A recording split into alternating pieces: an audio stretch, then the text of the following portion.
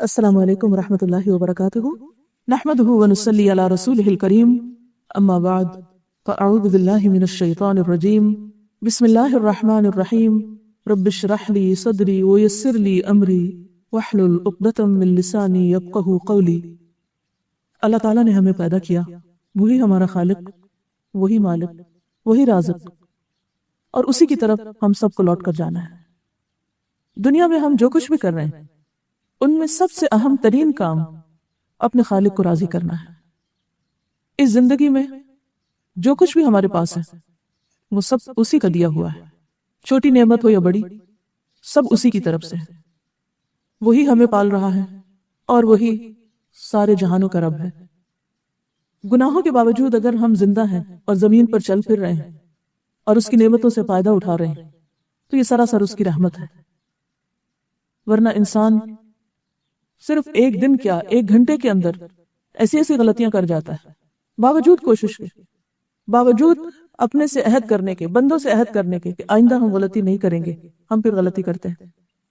اور اگر وہ پکڑنے پر آ جائے تو کوئی جاندار زندہ نہ رہے، کسی کے پاس جینے کا حق بھی نہ رہے، لیکن یہ اس کی رحمت ہے اور بے پناہ رحمت ہے کہ وہ ہماری ان غلطیوں سے درگزر فرما کے ہمیں مزید نعمتیں دیتا چلا جا رہا ہے۔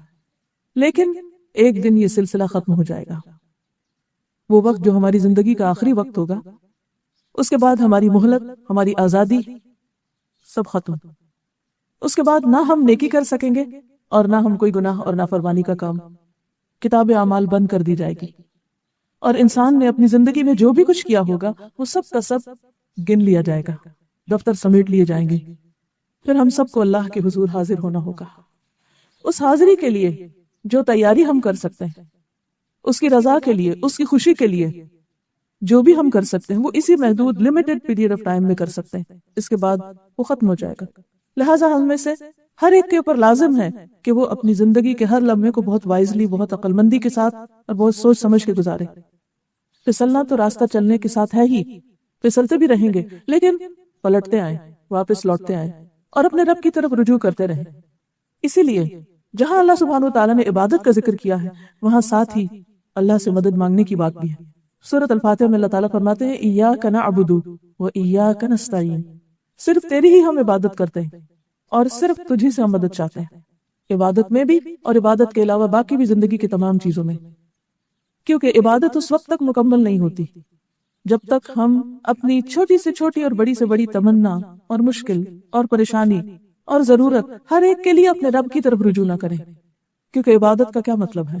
محبت، اطاعت، عاجزی اور انکساری کے ساتھ اللہ کے آگے جھکنا، اور اس جھکنے میں جو اہم ترین اور پسندیدہ ترین چیز ہے وہ ہے اپنی ہر ضرورت کے لیے اللہ کے آگے ہاتھ پھیلانا، اللہ سے مانگنا۔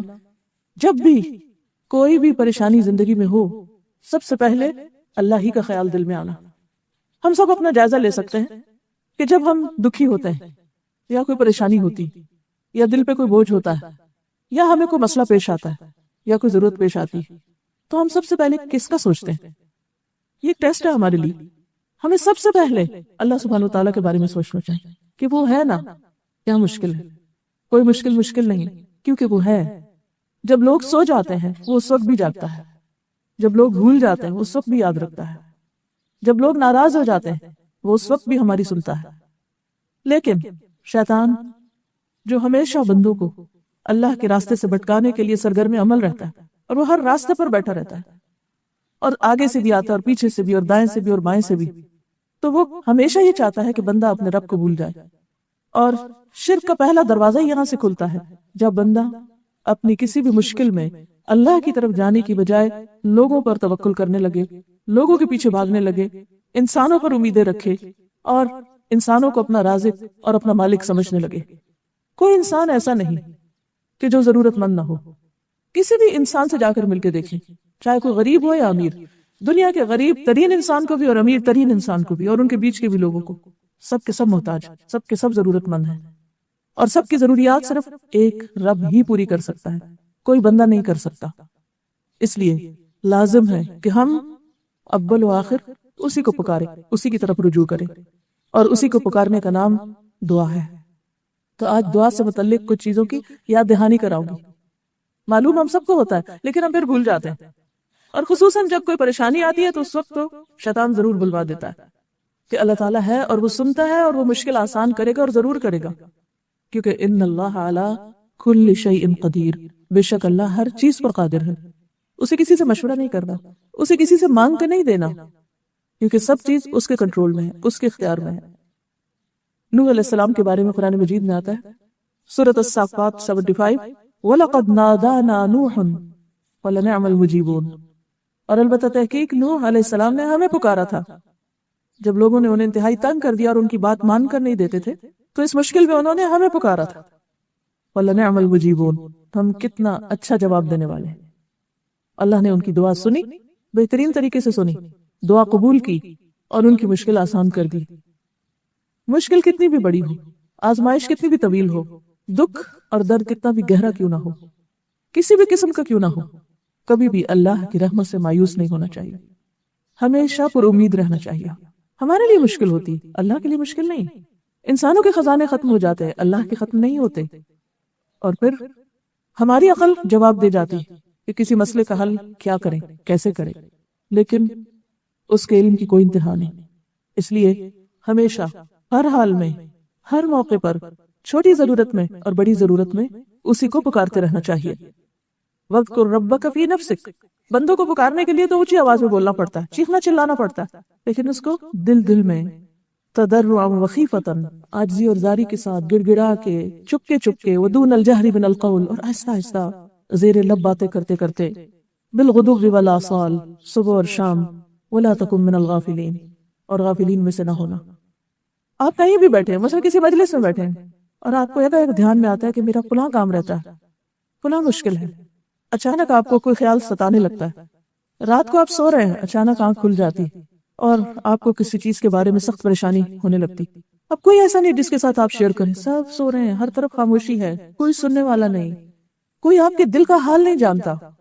بعض اوقات آپ کسی کو اپنے دل کا حال بتانے لگتے ہیں، وہ آپ کو ایسی بات کرے گا کہ آپ سوچیں گے کہ اس کو بتایا بھی کیوں، یعنی خود ہی شرمندہ ہو جائیں گے۔ کوئی نہیں جانتا کہ ہمارے اندر کی تکلیف کتنی ہے، کوئی پیمانہ ہے ہی نہیں اس کو جج کرنے کا، اس کو ناپنے کا۔ ہمارا بلڈ پریشر جاننے کے لیے تو آلات موجود ہیں، شوگر چیک کرنے کے لیے بھی ہیں، بخار ہو گیا اس کو بھی جان سکتے ہیں، لیکن اندر کسی کے دکھ اور درد اور زخم کتنے ہیں، کوئی پیمانہ نہیں، کوئی نہیں جان سکتا سوائے اس ایک اللہ کے۔ بعض باتیں ایسی ہوتی ہیں کہ جو آپ کسی کے ساتھ شیئر بھی نہیں کر سکتے۔ کچھ تو ہوتا ہے انسان اپنے بہن بھائی کے ساتھ، دوست کے ساتھ، رشتہ داروں کے ساتھ، قریبی لوگوں کے ساتھ، خیر خواہوں کے ساتھ شیئر کرتا ہے، ان سے مشورہ مانگتا ہے، ان سے مدد مانگتا ہے۔ بعض اوقات لوگ مدد کرتے ہیں لیکن ایک حد تک جا کر اس کے بعد وہ بے بس ہوتے ہیں، کیونکہ ان کے ہاتھ میں کچھ بھی نہیں۔ ان سب چیزوں کا مالک صرف ایک اللہ ہے، اس لیے اسی کی طرف رجوع کرنا چاہیے، کیونکہ جب اس کے سامنے آپ اپنی ضرورت رکھتے ہیں تو آپ کو شرمندہ نہیں کرتا۔ بندوں کے سامنے آپ ضرورت رکھتے ہیں، بندے آپ سے بھاگنے لگیں گے، آنکھیں بند کر لیں گے، یا احسان جتائیں گے، یا کبھی شرمندہ کر دیں گے، اور کبھی دل کھول کے مدد بھی کریں گے تو آپ ایک بوجھ محسوس کریں گے، آپ احسان تلے بھی آ جائیں گے۔ اور بعض اوقات ہو سکتا ہے کہ آپ ان سے کچھ شیئر کریں، وہ آگے کسی اور کو بتا دیں، وہ آپ کا پردہ ہی نہ رکھیں، لیکن اللہ سبحانہ وتعالیٰ آپ کا پردہ رکھتے ہیں۔ کچھ بیماریاں ایسی ہوتی ہیں انسان کو، کچھ روگ ایسے ہوتے ہیں، کچھ دل کے وسوسے ایسے ہوتے ہیں کہ انسان ان کو زبان پہ بھی نہیں لانا چاہتا۔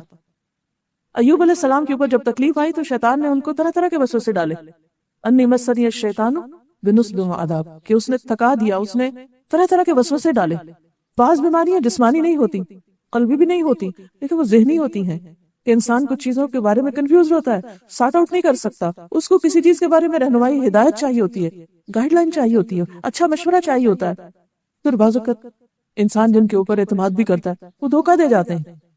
بعض لوگ اس پر ناراض ہوتے ہیں کہ ان کے بہن بھائیوں نے ان کو چیٹ کر لیا، ان کو غلط مشورہ دیا، کیونکہ بھائیوں کے بیچ میں بھی جیلسیز ہوتی ہیں، جیسے حابیل اور قابیل کے بیچ میں تھی، جیسے یوسف علیہ السلام کے بھائیوں کے بیچ میں تھی۔